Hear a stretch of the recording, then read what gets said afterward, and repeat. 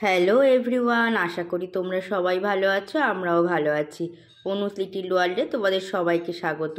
আজকের আমরা বেরিয়ে পড়েছি আমার ননদের বাড়িতে মনসা পুজো উপলক্ষে। সারা বছর ধরে আমরা ওয়েট করে থাকি ওদের এই পুজোটার জন্য। আমরা যখন এসে পৌঁছেছি তখন পুজো শুরু হয়ে গেছে। তারপর আমরা ভেতরে গিয়ে বসলাম।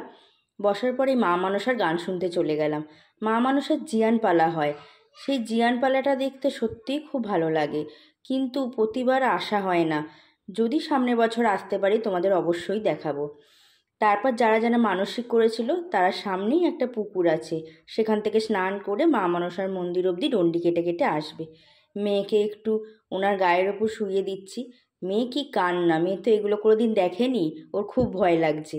আমার ননদের বর একে একে সব ভোগগুলো মাথায় করে নিয়ে নিয়ে মন্দিরে নিয়ে রাখছে। এনাদের এই পুজো বহু বছরের পুরনো পুজো। গল্পটা আবার যদিও অজানা, তবে কোনোদিন যদি সুযোগ পাই আমার সাথে সাথে আমি তোমাদেরও শোনাবো। মায়ের এই অন্নভোগ সবাই পাওয়ার জন্য অপেক্ষা করে থাকে। এক কড়া অন্নভোগ কী করে চোখের নিমিষে শেষ হয়ে যায় বোঝাই যায় না। তারপর আমরা প্রসাদ খেয়ে বাড়ির উদ্দেশ্যে বেরিয়ে পড়লাম। আজকের মতো এই পর্যন্ত। তোমরা চ্যানেলটিকে সাবস্ক্রাইব করো, লাইক শেয়ার কমেন্ট করো। আজকের মতো টাটা।